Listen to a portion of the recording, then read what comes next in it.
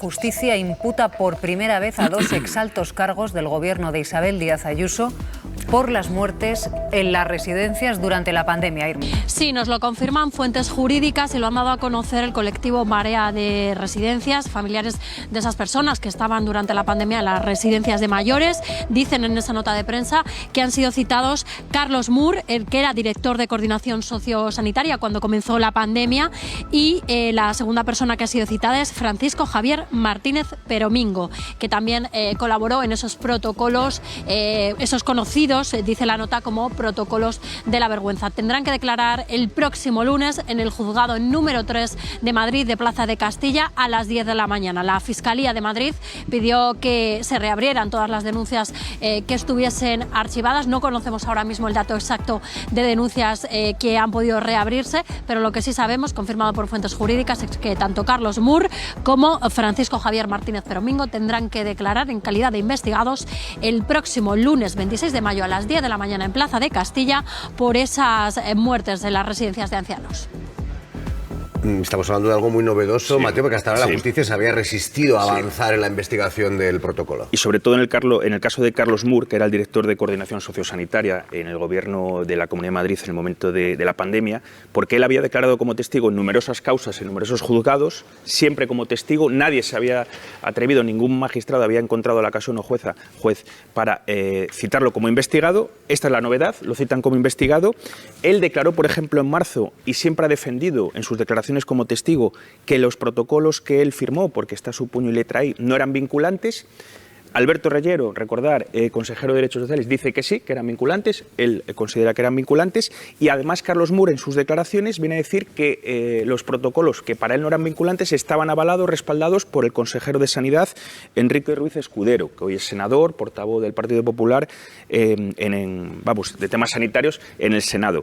Entonces, bueno, vamos a ver qué pasa. Es todo muy novedoso porque es verdad que por ahora se cita como imputados a las personas que firmaron esos protocolos. Vamos a ver qué dicen ahora. Ya no van como testigos, ahora van como imputados acompañados de abogados.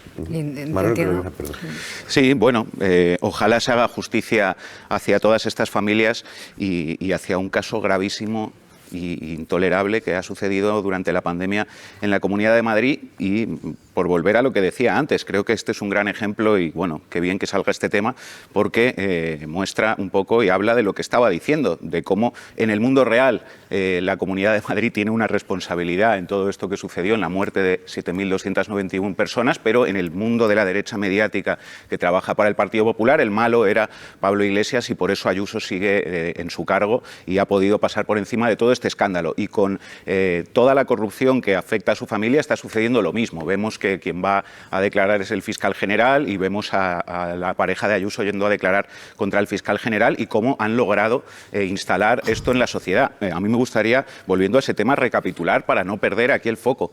González Amador, 2 millones de euros de comisión por vender mascarillas y 350.000 euros defraudados a Hacienda con una trama de facturas falsas y empresas pantalla, y después se compró un piso de 1 millón de euros en Chamberí y un Maserati en el que se pasea Ayuso y un piso en el que vive Ayuso.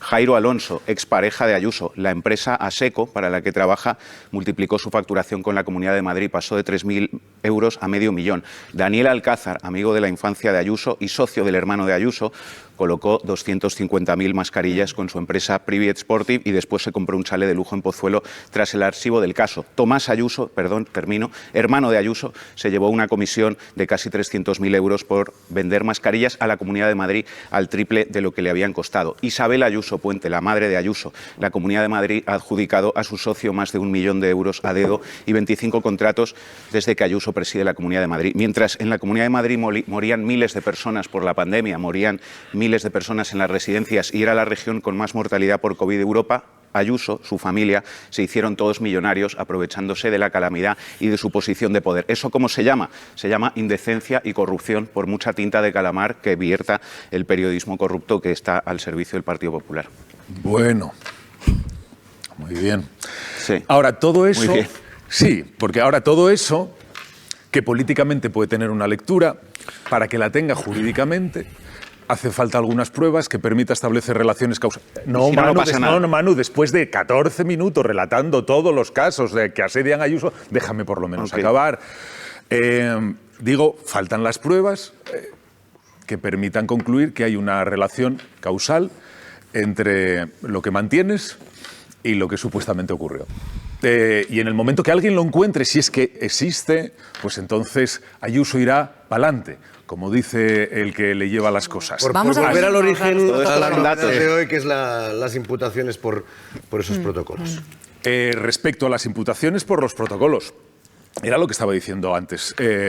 Balbín, esto es la primera vez que ocurre y está bien que se investiguen las cosas. Si hay alguna razón para imputar, adelante. Y si además de imputar hay alguna razón para sentenciar, pues extraordinario.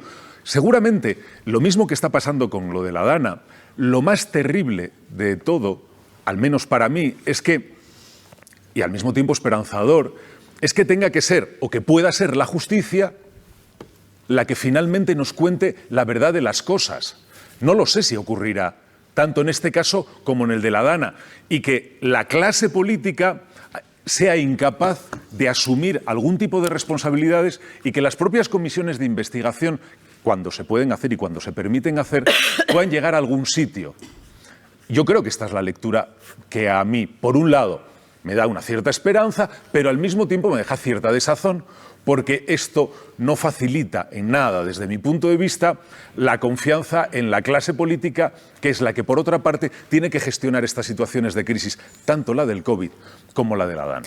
Yo, perdóname, pero en este caso, sumando a lo que dices, sin querer con esto contrariarte, me parece que la duda para mí pasa por la justicia más que por la política en este caso. ¿La duda? Sí, porque yo hoy me felicito de que esto finalmente un juez decida admitirlo a trámite. Lo que me ha sorprendido todo el tiempo es que no ocurriera. O sea, el hecho, que son hechos, de que los únicos mayores que fueron trasladados a hospitales desde las residencias de ancianos de Madrid fueron aquellos que tenían seguro privado. Solo algunos de los que tenían seguro privado fueron trasladados. Los que tenían seguro público no fueron trasladados y murieron sin medicalización ninguna, porque no se medicalizaron las residencias de ancianos a pesar de que se había prometido que se iba a hacer. Y sin embargo, ha habido un montón de casos judiciales que los jueces han decidido no admitirlos a trámite. No había delito, Marta, no había nada que investigar. Perdóname, Julio César. Sí. A mí se me han abierto las carnes de pensar que eso no se investigaba y que un caso detrás de otro había un montón de jueces que decidían no admitirlo a trámite. Pero es que no lo entendía, no lo entendí en ningún caso. Marta. Entonces, hoy celebro que por fin, algún juez valiente haya decidido que va a investigar esto, no, que ni siquiera digo que sentencie, digo que lo investigue. Pero vamos a aclarar que César, por favor. Esto es importante, Mateo, ¿no? Sí. El cambio que hay, lo dicen las propias víctimas, es que hasta ahora se había investigado a directores de residencias, a médicos, y que por tanto habían descartado ese proceso, ¿no? Pero que en este caso lo que se hace es, por primera vez, llamar a las autoridades responsables de la administración como imputados. O sea, el gran cambio es ese. Y como imputados el delito es el 511 del Código Penal, es un delito por impedir la prestación sanitaria por diferentes motivos, por situación concreta en este caso, como estaban los residentes en la pandemia. Este era el cambio, ¿no? Porque hasta ahora se habían buscado otro tipo de efectivamente. Delitos. Y apurados por los riesgos de que esto prescribiera, se juntaron estas 100 familias buscando este delito ya prácticamente como último recurso. Como último recurso. Además es el delito que empezará a prescribir en nada. Claro, es el delito que tasa los hechos, o sea, estamos hablando por impedir la prestación sanitaria por razones de diversa índole. Ese es el delito. Es un delito, por cierto, menor, hasta 2 años de prisión. Claro, pero lo que dice el Código Penal. No solamente es que se está buscando otra serie de delitos por donde meter mano, sino contra quién se dirige la comisión de esos delitos. A lo mejor, igual, algunas de las que fueron desestimadas, algunas de las iniciativas judiciales que fueron desestimadas, iban a contra quien no tocaba, o contra quien alguno de los jueces que estaban viendo no consideraban que hubiera una relación clara o un indicio sólido. A lo mejor directamente si van contra la presidenta de la Comunidad de Madrid, no es la mejor manera de dirigir el asunto y toca ir a otro sitio. No lo sé, insisto, yo no soy jurista. Yo tampoco, pero estamos viendo en otros casos judiciales que los procedimientos empiezan por un lado y evolucionan por otro. Sí. Incluso quien parecía que estaba imputado, pues a lo mejor menos y está imputado otra gente. Claro, pero quien tiene la sin embargo, iniciativa en estos casos concretos, oye, se archivaban. Marta, se archivaban uno detrás de otro. Perdóname, yo, porque he estado entrevistando a familiares que han estado intentando esos procedimientos judiciales, no se entendía, Julio César, no se entendía. Y parecía que había pues una especie de pacto raro para que en ningún sitio evolucionaran estos casos, por si vaya a ser que se abran otras comunidades, por si vaya a ser, si se hace tabla rasa o no sobre esto, por si vaya a ser.